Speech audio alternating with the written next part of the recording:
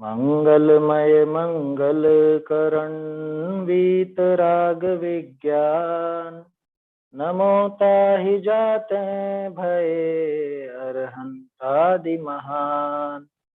करि मंगल करि हो महाग्रंथ करण को काज, जाते मिले समाज सब पावे निज पद राज।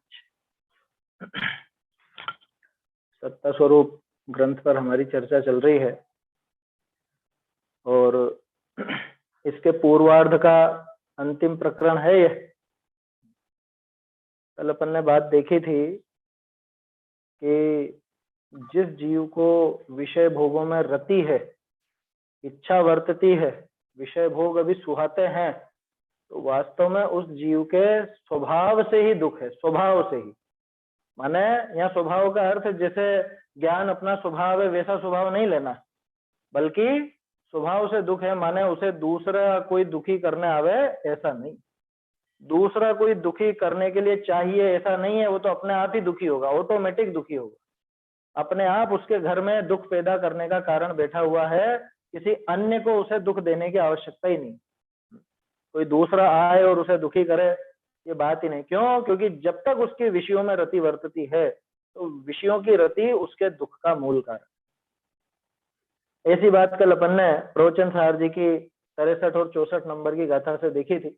उसमें ये बात भी आई थी कि देव भी जो विषय भोगों में लगते हैं, चाहे देव हो चाहे मनुष्य हो, ये सब उन इंद्रियों से अभिद्रुत हैं। अभिद्रुत शब्द आया था ना, अभिद्रुत है माने बहुत ज्यादा पीड़ित है। और पीड़ित क्यों है उसका भी कारण देखा था। असल में इस जीव के साथ हुआ क्या कि ये ज्ञान से तो कमजोर रहा, और जब इसका ज्ञान कमजोर रहा तो इसे इंद्रियों की सहायता लगी। अब जो सहायक बने उनसे मित्रता हो गई, उनसे मित्रता हुई तो उनके विषयों में रुचि लगने लगी। ये सारा सिस्टम इस तरह से बना। तभी तो टोडरमल जी लिखता है ये संसारी जीव कुछ भी जानने जाता है तो वहां राग द्वेष किए बिना रहता नहीं, और जानने जाता है इंद्रियों से, तो इंद्रियों से जानने जाता है तो इंद्रियों के विषय सुहाने लग जाते। अब इन सब बातों को आप एक साथ करके देखोगे, जो आपने बाल बोध के इंद्रिय वाले पाठ में पढ़ा होगा, इंद्रियां ज्ञान में तो सहायक है ना, अरे ज्ञान में क्या, ये तो अटकाने में भी तो सहायक है। और जीव का बुरा करती है, ये इस तरह से बुरा करती है, जानने के नाम पे ये राग द्वेष किया करता है, उन विषय भोगों में आसक्त हो जाता है, उनमें रत हो जाता है। और कैसे विषय भोग बताए थे कुंदकुंदाचार्य देव ने, क्षण भर में नष्ट होने वाले हैं ये इसको पता है, अथवा ये क्षण भर में उनके पीछे स्वयं नष्ट होने वाला है ये इसको पता है, उसके बावजूद ये उन विषय भोगों के प्रति रति रखता है। और विषय भोगों के प्रति रति रखता है, ये बात कैसी है कि जैसे एक रोगी अपने रोग को मिटाने के लिए दवाइयों के प्रति रति रखता है, उसे वो दवाइयां सुहाती हैं या दवाई का उपाय करता है, तो दवाई का उपाय कौन करेगा? जिसके रोग अभी मौजूद है ना। सिर दर्द की दवाई में दूसरी क्यों ढूंढूंगा अगर मेरा सिर दर्द मिट गया हो तो? मेरा सिर दर्द अभी मौजूद है तभी तो मैं दूसरी दवा ढूंढूंगा, है समझ। इस दवाई से ठीक नहीं हो रहा तो दूसरी दवाई, ये दवाई तो ले ली अब दूसरी दवाई भी ले लेना। क्यों ले रहा भैया? ठीक हो गया ना? कि नहीं नहीं अभी ठीक नहीं हुआ। तो वास्तव में यहाँ पर ठीक नहीं हुआ है, रोग बना हुआ है। कौन सा रोग? इच्छा, है ना। 4 प्रकार की इच्छाएं दिखाई दी ना यहाँ पे। भागचंद जी ने भी बहुत सुंदर वर्णन करा है 4 प्रकार की इच्छाओं का, अलग ढंग से किया है कुछ। तो वो चारों प्रकार की इच्छाएं इस जीव के मौजूद हैं, कभी कोई सी चलती रहती है और ये दुखी बना रहता है। कल अपन ने बात की थी कि इस इच्छा से इसको जो दुख पैदा होता है, उस इच्छा के दुख को मिटाने का उपाय ये समझता है कि इच्छा के अनुसार प्रवर्तन करूं, माने इच्छा जिस विषय सामग्री की हो रही है उस विषय सामग्री को जुटा लूं। लेकिन वो इच्छा इसकी कभी मिटती नहीं है। भोजन आदि के उदाहरण से अपन ने देखा ही है, रोज हमको भोजन की इच्छा होती है, भोजन करते हैं तो सोचते हैं कि इच्छा मिट गई, मिटी कहाँ? लेकिन सुबह भोजन किया तो शाम को इच्छा हो गई भोजन की, शाम को किया तो फिर वापस हो गई। या फिर कोई जो घसमर है, महाभुक्खड़ है, उनको तो दिन रात चरना ही चरना है ना। बाबूजी ने तो लगाई ना फटकार, कैसे लगाई? ये तो रात में भी पान मुंह में दबा करके ही सोएगा, उसके बिना इसको सुहाता नहीं है। तो जिसको दिन रात चरना है, जिसको दिन रात विषय भोगों में लगना है या लगे रहना चाहता है, इसका मतलब उसके बिना इसको चैन नहीं पड़ता, उन विषय भोगों में लगे बिना इसको चैन नहीं पड़ता, सुख नहीं मिलता। इसका अर्थ क्या निकला? ये दुखी है ना, ये दुखी है, और उस इच्छा के दुख को समाप्त करने के लिए ये विषय सामग्री जुटाता रहता है, पूरे जीवन भर जुटाता है, इच्छाएं खत्म नहीं होती, ये यहाँ पर खत्म हो जाता है, दूसरी पर्याय चालू हो जाती, और वहां पे फिर उस पर्याय के हिसाब से इच्छाएं, नई इच्छाएं चालू हो जाती। सोचो आप पिछली गति में जहां भी थे, जो भी गति हो, है ना, चाहे स्वर्ग हो, चाहे नरक हो, तिर्यंश हो, मनुष्य हो, वहां पे तत्संबंधी इच्छाएं थी। नरक में थे तो वहां पे बचने की इच्छा चल रही थी, वो रोग इच्छा प्रबल थी, वहां रोग इच्छा प्रबल होती। देव में थे तो वहां भोग इच्छा प्रबल होती है।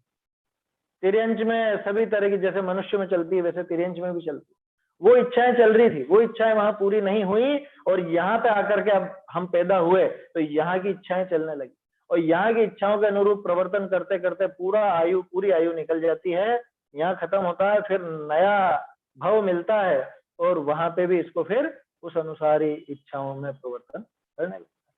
तो कहने का अर्थ यह है, इच्छा पूरी नहीं हुई, इच्छा नष्ट नहीं हुई, है समझ में? इच्छा खत्म नहीं होती इसकी। इच्छा खत्म करने का उपाय क्या है? इच्छा खत्म करने का क्या उपाय? भूख की इच्छा है, खत्म करने का क्या उपाय? खाना खा लो? नहीं, वो काम करो कि जिससे भूख मिट जाए, तो भूख की इच्छा खत्म होगी, है ना, यही उपाय है।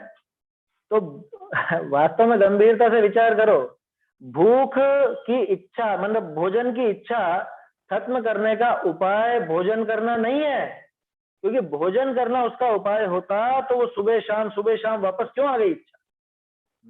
उस इच्छा को नष्ट करने का उपाय है उस भूख को ही नष्ट करना। वो कैसे होगा? ये न रहेगा बांस, न बजेगी बांसुरी। ये शरीर को नष्ट करो, शरीर खत्म करो, ऐसा काम करो कि आगे फिर शरीर का मिलना ही ना हो। शरीर नहीं मिलेगा तो पेट नहीं मिलेगा, पेट नहीं मिलेगा तो खाली नहीं होगा, खाली नहीं होगा तो भूख नहीं लगेगी, भूख नहीं लगेगी तो तत्संबंधी इच्छाएं नहीं होगी, तरह तरह की चीजों को खाने। आया समझ? तो वास्तव में इस जीव को न तो सुख की परिभाषा ज्ञात है और न दुख की परिभाषा ज्ञात। यही था ना प्रकरण, यहां से बात चली थी इच्छाओं की और दुख की। क्या कहा था भागचंद जी ने?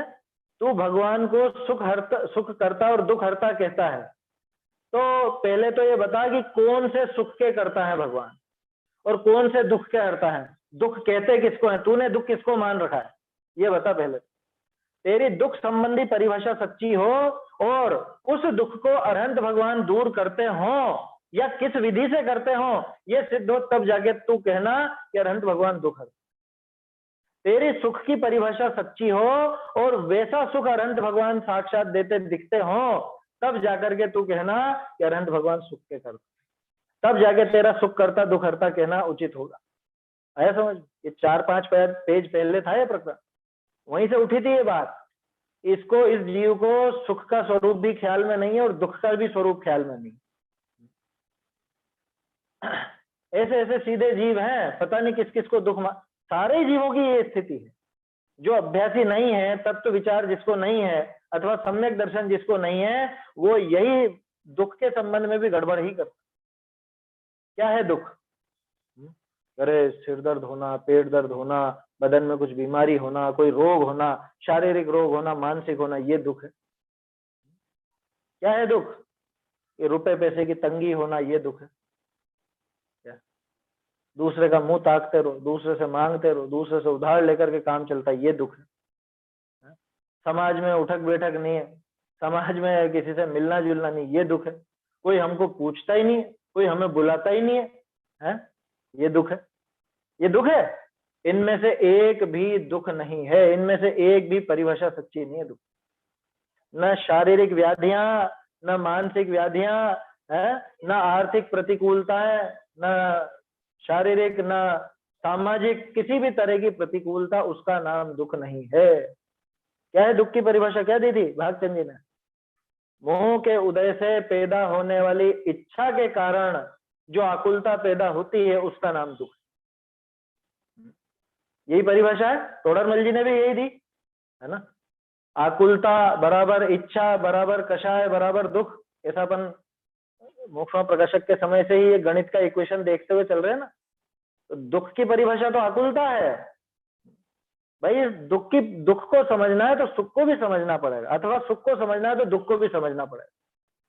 तो भागचंद जी ने तो प्रश्न खड़ा कर दिया था, तू अनंत सुखी कहता है भगवान को, कैसे अनंत सुखी? तूने अनंत सुख का स्वरूप जाना भी है? किसको कहते हैं सुख? अभी तो तुझे सुख की परिभाषा मालूम नहीं, तू कहता है अनंत सुखी, तो किसकी अनंतता देखेगा? किससे तुलना करेगा उनके अनंत सुख? इसलिए उन सब बातों पर गंभीरता से विचार करने को कहते हैं भागचंद जी। तो ये अपन ने यहाँ देखा था प्रकरण। उसके बाद अन्य पर्याय प्राप्त करते हैं, तब उस पर्याय संबंधी वहां के कार्यों की नवीन इच्छा उत्पन्न होती है। इस प्रकार संसार में दुखी होता हुआ भ्रमण करता है, दुखी होता हुआ भ्रमण करता ही रहता है, करता ही रहता है। ये कब रुकती है इसकी गाड़ी? ये तभी रुकेगी जब ये सुख और दुख का सही सही स्वरूप समझेगा। ये तभी रुकेगी जब सबसे पहले तो ये देवशास्त्र गुरु का सही स्वरूप समझेगा। आज ही एक व्यक्ति मिले, उनसे चर्चा हुई, वो ऐसे दुख की बात चल रही थी। वो तो पता नहीं क्या क्या सोचे बैठे थे, सीधे जीव है, स्वाध्यायी नहीं है। अब वो कह रहे थे कि नहीं, मैंने उनसे कहा कि नमो अरंताणम बोलते रहो, तुम नमोकार बोलते रहो, लेकिन अरंत भगवान का स्वरूप ही नहीं समझो तो क्या फर्क पड़ता है, नमो अरंताणम बोलो या नमो ग्रहस्थानम बोलो, अर्थ तो मालूम ही नहीं। जिसको अर्थ नहीं पता वो तो कुछ भी बोले, क्या फर्क पड़ेगा? उन शब्दों में कोई जादू है क्या? उसको अर्थ ही नहीं मालूम है तो क्या फर्क पड़ेगा? तो उनका कहना था कि नहीं नहीं देखो, जो जैन कुल में पैदा हुआ है कम से कम अनंत भगवान को तो जानता हूं। मैंने कि कुछ भी नहीं जानता। कहां से जानता है? क्या स्वरूप मालूम है उसको? कि नहीं नहीं अनंत चतुष्टय वाले हैं। वो यही बातें बोल रहा, और मुझे अंदर से इतनी खुशी हो रही, यानी कि भागचंद जी ने यही सारी चीजें तो लिखी।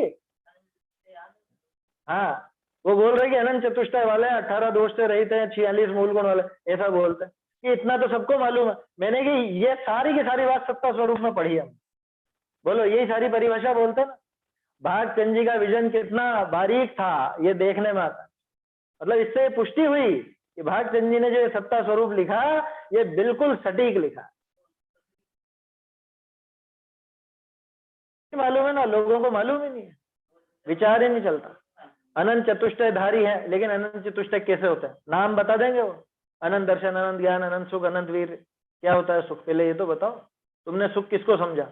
गुलाब जामुन का सुख जैसे ही अनंत सुख उनको होगा ऐसा? स्वर्गों में जो सुख भोग रहे हैं उससे अनंत गुना सुख उनको होगा ऐसा? यहाँ कहते हैं जात्यंतर है, बिल्कुल आया समझ, बिल्कुल न्यारा है। तुम्हें उस सुख की परिभाषा ही नहीं पता। क्यों? क्योंकि तुम्हें दुख की भी परिभाषा नहीं पता। वो बेचारे असल में शारीरिक कष्ट में, कोई उनका रिश्तेदार था, उस शारीरिक कष्ट के लिए वो पूछ रहे थे किसी का शनि भारी हो, मंगल भारी हो, तो उसके लिए कौन से भगवान की पूजा करना ये उचित है क्या? इस तरह से कुछ प्रकरण चला था, है ना, चर्चा हुई ऐसे ही। अब ऐसे सीधे सीधे जीव हैं, अनंत का स्वरूप ही ख्याल नहीं है। अनंत भगवान क्या कर सकते हैं, क्या नहीं कर सकते, वो शनि का दोष दूर करेंगे कि नहीं करेंगे मुनि सूरत नाथ जी, ये पता ही नहीं। पता नहीं क्या क्या अपनी कल्पनाओं से अनंत का स्वरूप माने बैठे हैं और सोचते हैं कि इससे ये काम तो होना ही चाहिए।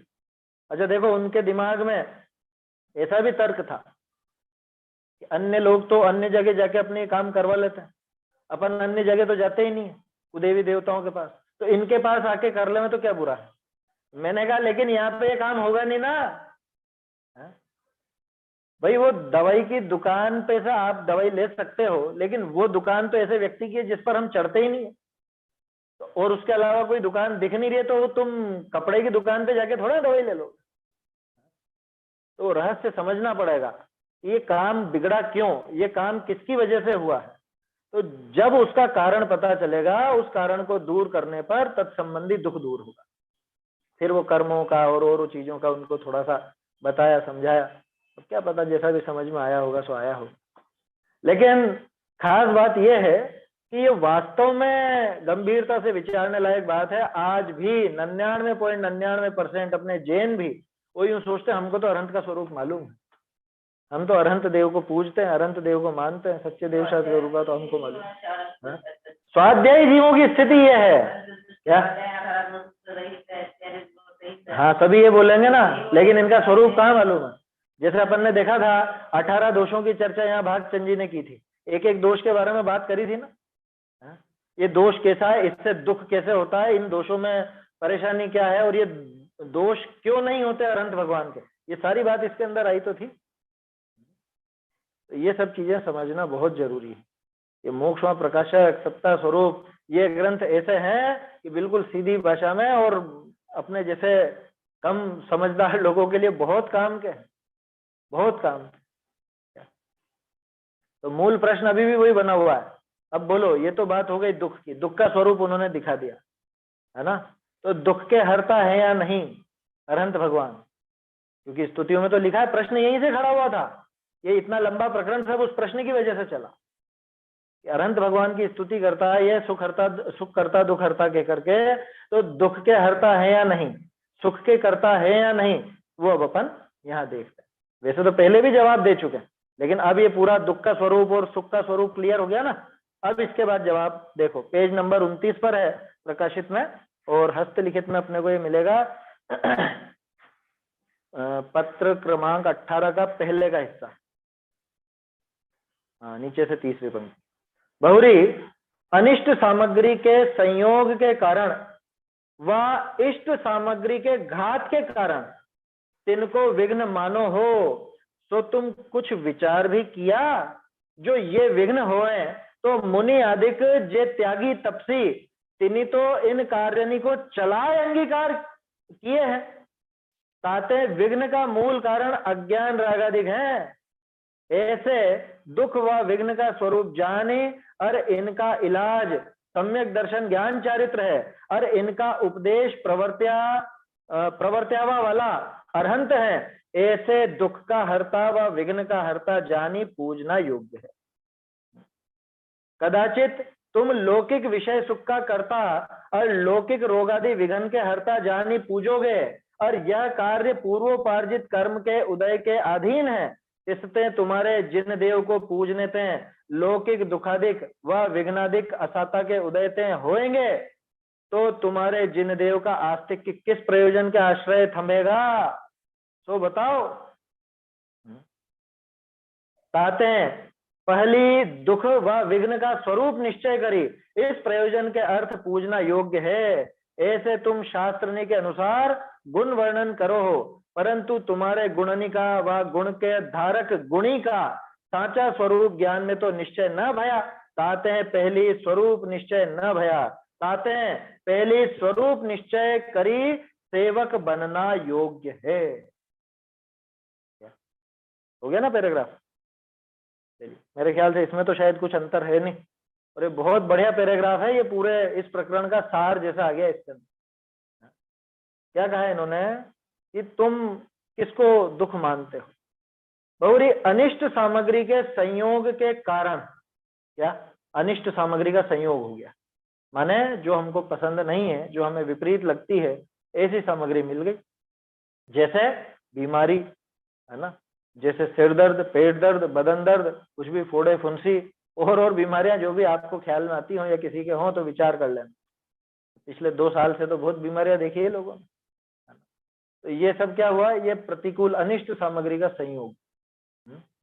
अथवा बाहर में कोई विपदा ऐसी आ गई है ना, लूटपाट हो गई, चोरी डकैती हो गई, कुछ एक्सीडेंट वगैरह, या और जो भी जितनी भी आपको प्रतिकूलताएं ख्याल में आती हो, अनिष्ट संयोग ख्याल में आते हो, उन अनिष्ट सामग्री का संयोग का कारण या इष्ट सामग्री के घात के कारण, ये दोनों एक ही तो चीज है कि नहीं, एक चीज नहीं है, दोनों एक चीज नहीं है। इष्ट सामग्री का घात में कैसा उदाहरण लेना, रुपए पैसे आदि लुट जाना, रुपए पैसे आदि नष्ट हो जाना, आया समझ में, संबंध टूट जाना, क्या आया समझ में, ये इष्ट सामग्री का घात। इष्ट सामग्री माने दोनों ले लेना, सामग्री में जीव अजीव दोनों, जो हमें इष्ट लगते हो, ऐसे व्यक्ति अथवा ऐसी वस्तु अथवा ऐसा कार्य, कुछ भी लगा लो। इष्ट व्यक्ति, इष्ट वस्तु, इष्ट कार्य, उसका तो घात हो, और अनिष्ट व्यक्ति, अनिष्ट वस्तु, अनिष्ट कार्य, उसका मिलना हो। तिनको अगर तुम विघ्न मानो हो, अगर तुम इसको विघ्न कहते हो, क्या कि अरे हमारे तो इतना बुरा हो गया, हमारे तो इतनी बीमारी लग गई, हमारे तो ऐसे परिजनों ने ऐसा कर दिया, या परिजन हमारे बहुत प्रिय हैं वो बिछड़ गए, या ऐसा काम खोटा हो गया, या ऐसी विपरीतता आ गई, जो भी प्लस माइनस दोनों तरह।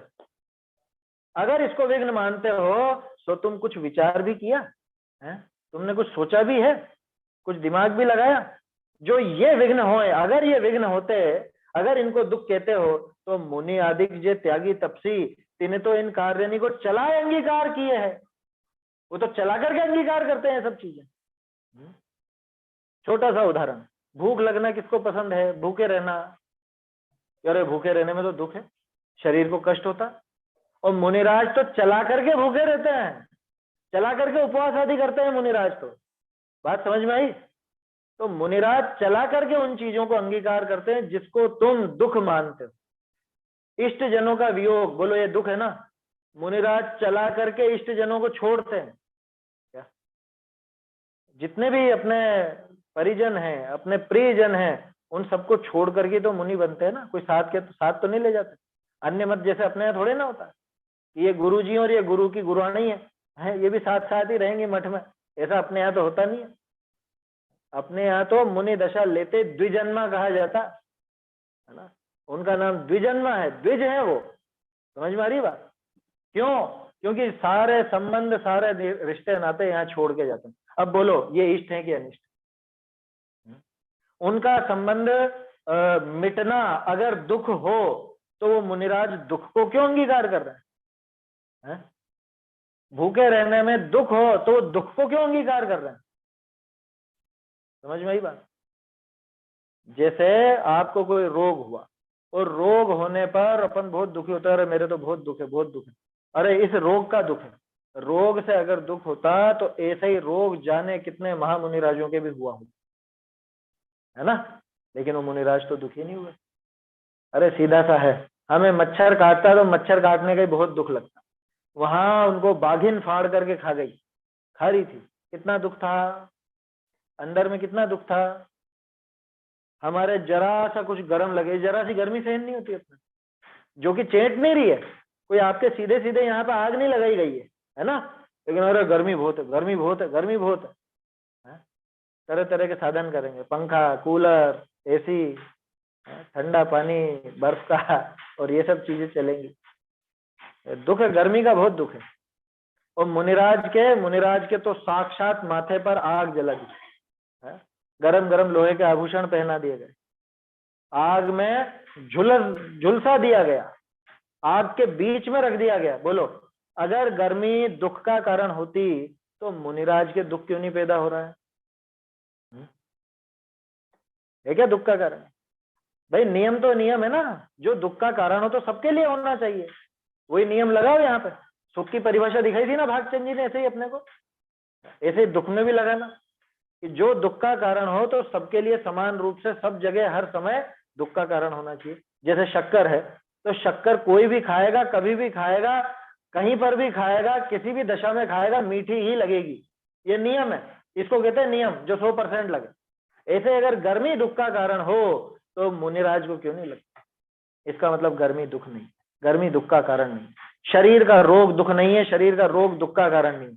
कोई व्यक्ति, कोई वस्तु, कोई कार्य वो न सुख का कारण है न दुख का कारण है।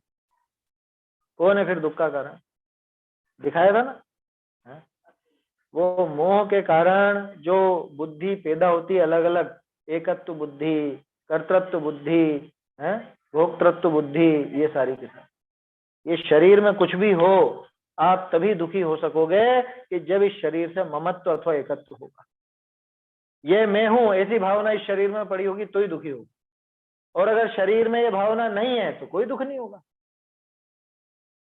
आया समझ? तत्काल पैदा हुए बच्चे में कोई बीमारी हो और बहुत परेशान है अपन भी, क्यों? क्योंकि अपना बच्चा ममत्व है ना, और 4-5 दिन में ही अस्पताल से फोन आए कि अरे वो तो बदल गया, वो आपका नहीं है। क्या? आपका तो यहाँ है अब? अच्छा ये अपना नहीं है, चलो बढ़िया, बीमारी तो नहीं है। अब उसके साथ कोई दुर्व्यवहार तो नहीं करेंगे, लेकिन अब वो दुख तो नहीं रहेगा कि अरे बच्चा बेचारा जन्मजात अपना बच्चा बीमार है और ऐसा है और वैसा है। समझ में आ रही है बात? क्या हुआ, ये एकदम से बाजी कैसे पलट गई? ये ममत्व तो टूट गया। तो असल में दुख उस ममत्व का था। वो बीमारी तो अभी भी है ना उस बच्चे में, वो बीमारी तो अभी भी लगी है उस बच्चे में, लेकिन अब अपना ममत्व नहीं रहा, तो अब बीमारी नहीं, अब मतलब अब अपने को कोई दुख नहीं उसका। तो मूल कारण वो एकत्व और ममत्व की बुद्धि, उसका मूल कारण मोह। मोह इच्छा में बताया तो था भागचंद जी ने, मोह इच्छा का प्रकरण यही तो था। जो पर्याय मिली उसमें एकत्व करता, उसमें ममत्व करता, जो वस्तु व्यक्ति मिले उनमें ममत्व करने लग जाता। ऐसी बात है। तो अगर तुम बाह्य अनिष्ट सामग्री के संयोग को या बाह्य इष्ट सामग्री के घात के कारण उसको विघ्न मानते हो, तो तुम कुछ विचार भी किया जो ये विघ्न होए तो मुनि आदि जे त्यागी तपसी तिन तो इन कार्य को चलाए अंगीकार किए।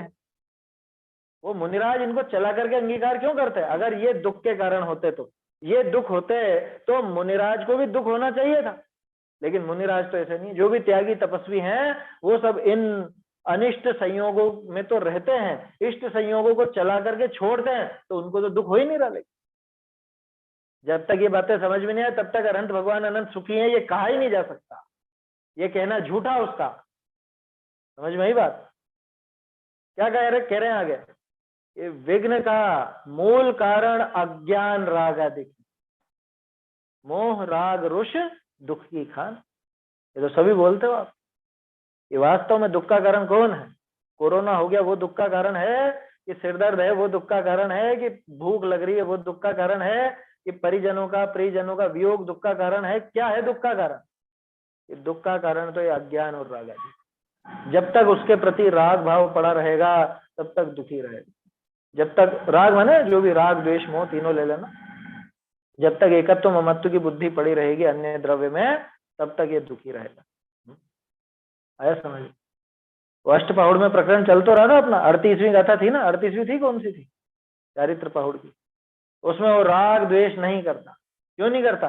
जीवा जीव विभक्ति, बहुत बढ़िया गाथा हो। तो जीव और अजीव की विभक्ति को जान लिया उसने, ये विभेद जान लिया, इसलिए राग द्वेष नहीं करता। समझ में ही बात? कहते हैं विघ्न का मूल कारण अज्ञान राग आदि। अब दुख कौन ठहरा? अज्ञान और राग आदि। तो दुख का अभाव कैसे होगा?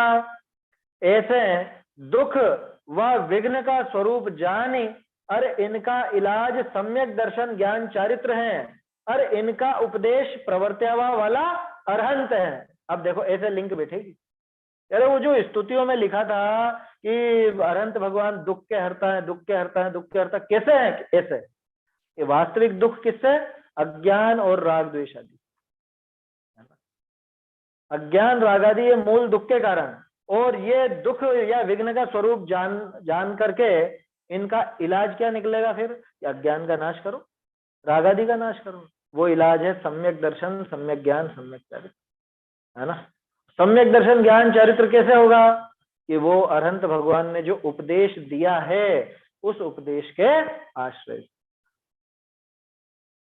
इस तरह से वो विघ्न के हरता है। आया समझ में? विघ्न के हरता जब भी कहो अरहंत भगवान को, तो कैसे? इन्होंने वो रास्ता बताया था।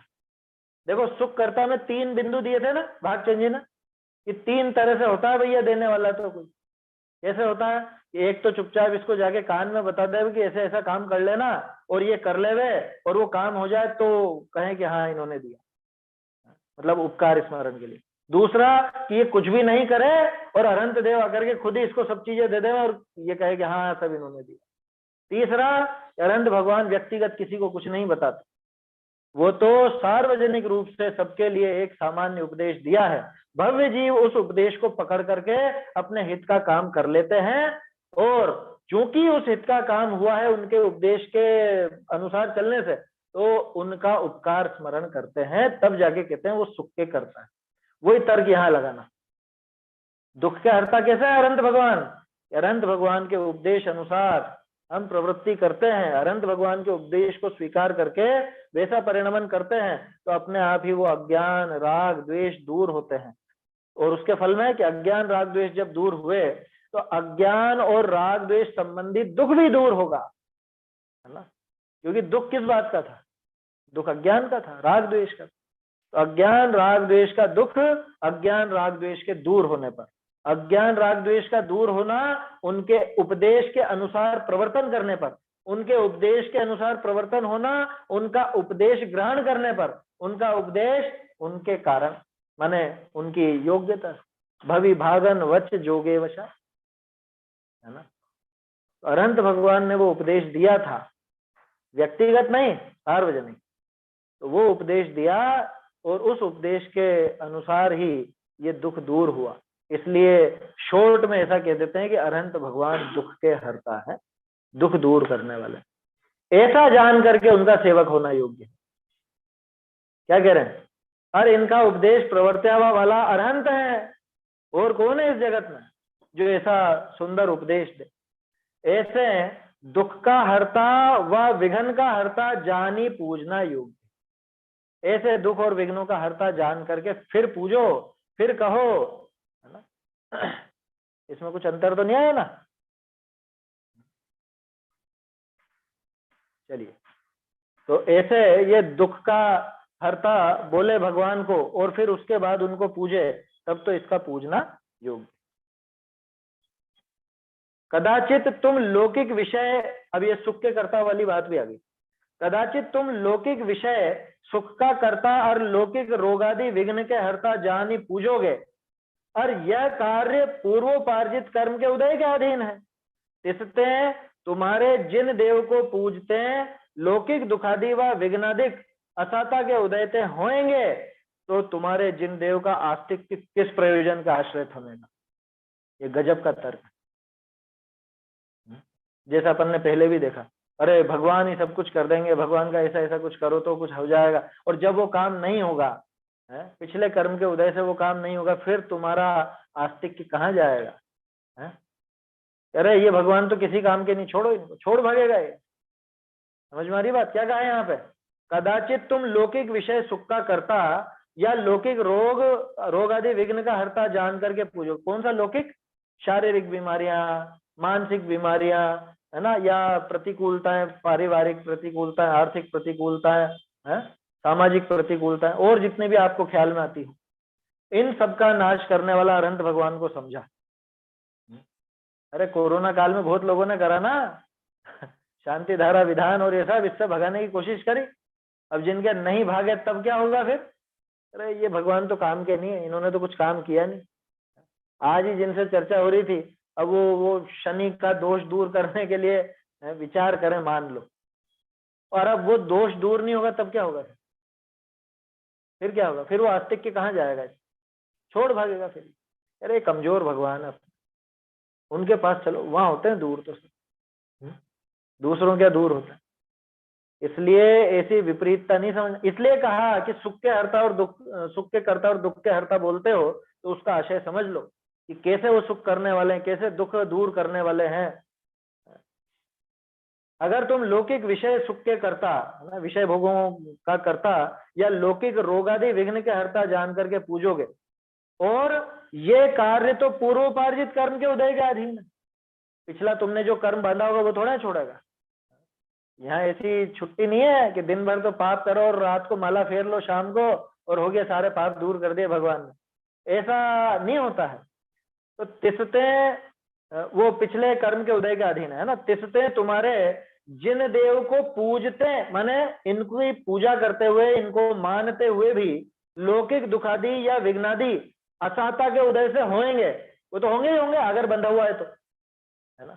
अरे पूजा करते हुए लोगों पर आपत्ति आई है, और तो छोड़ो, पूजा वूजा तो अपनी बात। मुनिराज तो महातपस्वी होते हैं, साक्षात वो महातप करते हुए आत्मा में लीन होते हुए ही जब पिछले पाप के उदय में वो सब प्रतिकूलताएं आई, वो सब उपसर्ग आदि हुए, है ना, तो वो तो होंगे ही होंगे, क्योंकि उनका लेना देना कर्मों से है, बाहर की परिस्थिति का लेना देना कर्मों से। लेकिन मेरे भाव कर्मों के अधीन नहीं, मैं सुखी होऊंगा या दुखी होऊंगा ये कर्मों के अधीन नहीं है।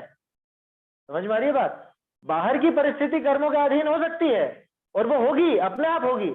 और अगर मैं ऐसी भूल में रहूं कि ये बाहर की परिस्थिति भगवान सुधार देंगे, या बाहर की परिस्थिति से मुझे सुखी दुखी कर देंगे, मेरा दुख दूर कर देंगे, सुखी कर देंगे, तो ये गड़बड़ हो जाएगी। क्यों? क्योंकि कर्म से उसका कॉन्ट्रैक्ट है, बाहर की परिस्थिति का, वो कर्मों के अनुसार वैसी होगी। और जब ये पूजा आदि करते हुए भी होगी तो फिर तुम्हारे जिन देव का आस्तिक्य किसके प्रयोजन के आश्रय थमेगा?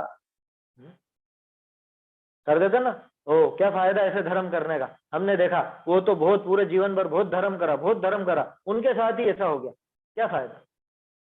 तो ऐसा विचार क्यों आया? ऐसा विचार इसलिए आया क्योंकि उसने धर्म से इन सब चीजों का, इन लौकिक वस्तुओं का होना या इनका नाश होना माना था। उसको ये गणित ही नहीं पता थी कि इन वस्तुओं का, इन क्रियाओं का लेना देना, बाहरी क्रियाओं का लेना देना तो कर्मों के साथ है, वो भी निमित्त निमित्त। वैसे तो वो भी स्वाधीन और कर्म भी स्वाधीन, लेकिन फिर भी एक निमित्त निमित्तिक व्यवस्था की दृष्टि से देखें तो वो बाहर का कुछ भी होना जाना वो कर्मों के अधीन है, वो मेरे अभी वर्तमान के भावों के अधीन नहीं। आया समझ में? उनसे मेरे सुख दुख का भी लेना देना नहीं, और मैं उन्हीं से सुख दुख होना मान लूं, और पिछले कर्मों के उदय में वो सारी दशाएं होंगी, और मैं सोचूंगा कि अरे ये क्या हुआ, भगवान को पूजते पूजते भी ये तो पत्थर पड़ रहे हैं यहाँ, आत्मा में लीन होते होते भी तो इतना सब हो रहा है, क्या फायदा ऐसे धर्म का? अरे तूने धर्म का स्वरूप ही नहीं समझा, तूने धर्म का फल ही कुछ और समझ लिया, तूने सुख और दुख का स्वरूप ही नहीं समझा, और अनंत भगवान का क्या काम है, या वो कैसे सुखी करने वाले, दुख दूर करने वाले होते हैं, ये तूने समझा ही। यही बात आई ना निकल गई। तो तुम्हारा जिन देव का आस्तिक्य किस प्रयोजन के आश्रय थमेगा? ये जो आज उल्टा सीधा उपदेश दे दिया जाता है कि तुम ऐसा कर लो और वैसा कर लो, ऊपर से सत्य महाव्रत धारण कर रखा है और ऐसा उपदेश दे देते हैं ऊट पटांग। क्या यहाँ से एक काम करना, वो आईसीयू में भर्ती है ना, उसने तो आत्मघात का भी प्रयास कर लिया और ये सब कर लिया। एक सुना रहे थे ऐसे ही किस्सा कि मैंने यहाँ पे उनके नाम की शांति धारा कराई और फिर देखा कि अगर ये बच जाएगा तब मैं मानूंगा कि हाँ ये शांति धारा का काम सच्चा और वैसा। अरे उसको बचना होगा तो बचेगा ही बचेगा, है समझ में? और मरना है तो कुछ भी कर लो, नहीं बचेगा। अब चक्कर क्या पड़ता है कि मान लो वो बचना ही था और वो बच गया, और इधर से इनका वो सब शांति धारा का वो सारा का सारा काम वो हुआ, वहां पर वो गंदोदक ले जाकर के उसके छिड़का और ये सब भी करा और वो बच गया, तब फिर इनके तो दिमाग में वही बात बैठ जाती, ये तो नुकसान क्या हुआ इसमें? ये नुकसान तुम्हें अभी नहीं दिखता है, बड़ा भारी नुकसान होने वाला है कि जब जिसका काम नहीं सधेगा वो छोड़ भागेगा सच्चे देव को। ये पहले भी अपन देख चुके हैं, और 2 साल में तो जाने कितने लोगों ने ये चीजें देख ली। ये जितना भी ऊट पटांग क्रियाएं करके और उसको धर्म नाम दे दिया, या वो अरहंत भगवान का ही कर्तृत्व तो बता दिया वहां पर, क्या अरहंत भगवान की कृपा से ऐसा हो जाएगा और वैसा हो जाएगा, और वो नहीं हुआ तो फिर क्या करते हैं लोग? क्या फायदा ऐसे धर्म का, क्या फायदा ऐसे भगवान का? ये शब्द आपने सुने होंगे, हमने तो सुने लोगों से, अरे वो तो इतना धर्म करता था ना।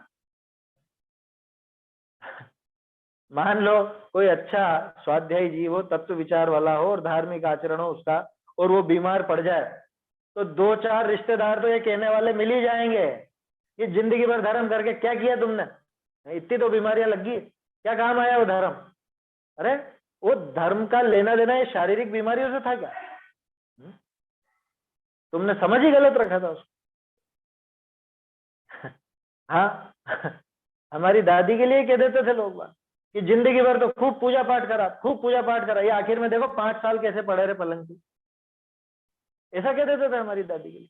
अब उन मूर्खों को ये पता नहीं कि इस धर्म का उस शरीर से क्या लेना देना है, या उस शरीर की क्रिया से, शरीर की विपरीतता से क्या लेना देना। अंदर में उनके कितनी शांति थी ये उनको थोड़ा पता, उनको तो ये शारीरिक दशा दिखती है बाहर की। तो इसलिए ये सुख का और दुख का स्वरूप सही से समझना जरूरी है, तब जाके सही समझ में आएगा कि अनंत भगवान अथवा जैन धर्म किस तरह से हमारे सुख का करता है और दुख का हरता है, किस तरह से दुखों का नाश होता है, किस तरह से सुख की प्राप्ति होती है धर्म से या अनंत भगवान से, तब जाके समझ में आएगा। और हम तो सुख और दुख की परिभाषा नहीं जानते। देखिए समय हो रहा है अपना, क्या कहा, आस्तिक किस प्रयोजन के आश्रय थमेगा, तो बताओ। ताते इसलिए अभी अंडरलाइन करने लायक लाइनें हैं। पहली, दुख व विघ्न का रूप निश्चय करी, इस प्रयोजन के अर्थ पूजना योग्य है। पहले तुम दुख का या विघ्न के स्वरूप का निश्चय करो। सबसे पहले ये जानो दुख क्या चीज है, विघ्न क्या चीज है, सबसे पहले ये जानो। विघ्न का रूप निश्चय करे, इस प्रयोजन के अर्थ पूजना योग्य। किस प्रयोजन के अर्थ? वास्तविक दुख का नाश करने के लिए। वास्तविक दुख यानी वो इच्छा का दुख, आकुलता का जो दुख है, उसका नाश करने के लिए अरहंत देव का आश्रय लेना योग्य है। ऐसे तुम शास्त्रनी के अनुसार गुण वर्णन करो हो, ये बात कही थी ना उसने कि शास्त्रों में भी लिखा है और दूसरे लोग भी कहते हैं, इसलिए हम कह रहे हैं कि ये अनंत चतुष्टय सहित है, 18 दोषों से रहित है और 46 मूल गुण सहित है, अनंत चतुष्टय वाले हैं, अनंत सुखी हैं। यही तो कहा था, शास्त्रों में भी लिखा है। तो उन्होंने कह दिया तुम शास्त्रों के अनुसार गुण वर्णन तो करते हो, रटी रटाई बातें तो बोल देते हो कि अनंत भगवान 18 दोष है रहित हैं और 46 मूल गुण सहित है, अनंत चतुष्टय वाले हैं, ये सब तुम शास्त्रों के अनुसार गुण वर्णन तो करते हो, लेकिन तुम्हारे उन गुणों का या गुण के धारक गुणी का न तो उन गुणों का सच्चा स्वरूप तुम्हारे ज्ञान में निश्चय हुआ, न उन गुणी का, गुणी माने वो अरहंत देव जिनके गुणों की बात चली, न तो तुमने अरहंत को सही सही समझा, न अरहंत के उन गुणों को सही सही समझा। तो इसलिए क्या करना, कहते हैं पहली मतलब सबसे पहले, प्रथम में प्रथम स्वरूप, कहते हैं पहली स्वरूप निश्चय करी सेवक बनना योग्य है। इसलिए सबसे पहले अरहंत भगवान का स्वरूप समझो, अरहंत भगवान के गुणों का स्वरूप समझो, उसके बाद तुम्हारा सेवक बनना योग्य। ऐसे नहीं कि पैदा हो गए जैन कुल में और कि हम अरहंत भगवान के भक्त हैं, हम जैन कुल में जन्मे अभिमान करो है? हम अरहंत भगवान के भक्त हैं या अरहंत भगवान के हम सेवक हैं, हम ही उनके सच्चे भक्त हैं। ऐसे लोग मुनि भक्त कहते हैं खुद को, ऐसे शास्त्र भक्त कहते हैं, ऐसे देव भक्ति उनके चढ़ी हुई। टोडरमल जी ने इस सबका वर्णन किया है, देव भक्ति का अन्यथा रूप, शास्त्र भक्ति का अन्यथा रूप, वो सब, और उसी का सार लेकर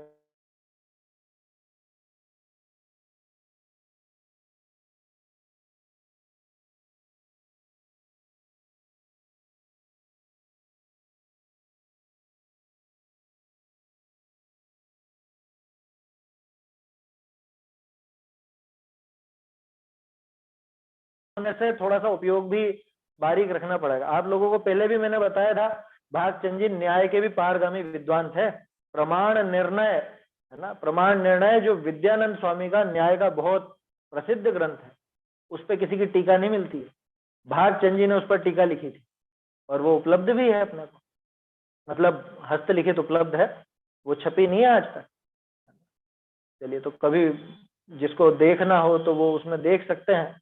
बाकी थोड़ा न्याय तो आपको यहीं पे दिख जाएगा, प्रमाण निर्णय के कुछ छंद इसमें भी आएंगे, आपसे मीमांसा के छंद आएंगे। अब सर्वज्ञ सिद्धि की बात चलेगी और घबराने की जरूरत नहीं, कठिन नहीं है, मैंने पूरा देखा उसको बहुत सरल भाषा में। भागचंद जी ने जितना सरल हो सकता था उतना सरल करके ये आगे सर्वज्ञ सत्ता स्वरूप है अगले प्रकरण का नाम है ना, जो अपना आगे चलेगा, तो वो सर्वज्ञ देव की सिद्धि की है और ये सबसे ज्यादा जरूरी चीज है। सबसे पहले ये सीखने लायक है सर्वज्ञ की सिद्धि। क्यों? क्योंकि तुम जय किसकी बोलते हो, किस लिए नमस्कार करते हो अरहंत देव को, ये प्रश्न पूछा जाएगा कि तुम सर्वज्ञ भगवान के उपासक हो, सर्वज्ञ देव की जय बोलते हो, सर्वज्ञ होते भी हैं कि नहीं होते हैं? होते हैं तो कैसे होते हैं, क्या है सर्वज्ञता का स्वरूप, कैसे है अरहंत भगवान, ये सिद्धि करना जरूरी है। वो आगे के प्रकरण में आएगा, अभी तो थोड़ा सा एक आध पैराग्राफ इसका बाकी है अपना, इसको अपन कल देखें। निज निधि निज में बताई यह अनंत उपकार है, इसके लिए जिन वाणी माँ को वंदना शत बार है, वंदना शत बार है। शाम के लिए भी शायद हो सकता है ये लिंक बदलनी पड़े साहब। एक मिनट, शाम के लिए तो अभी ट्राई कर रहे हैं कि वो रिचार्ज हो जाएगी, वैसे नहीं होगी तो फिर ये ग्रुप में डाल देंगे थोड़ा पहले ही। ठीक है, आवाज आ रही है? अभी मैं बात कर लूंगा, अगर शाम के लिए लिंक का कुछ चेंज होगा, दूसरे लिंक पर चलेगी तो मैं आप लोगों को ग्रुप पर सूचित कर दूंगा, और जो लोग ग्रुप पर नहीं है वो इसी लिंक पर भी देख सकते हैं, जो आज इस पे चलाई थी जूम पर, उस पे भी देख सकते हैं। यूट्यूब की तो समान ही रहेगी, यूट्यूब तो सर्वोदय अहिंसा और जैन अध्ययन केंद्र दोनों पर मिल ही जाता है। चलिए।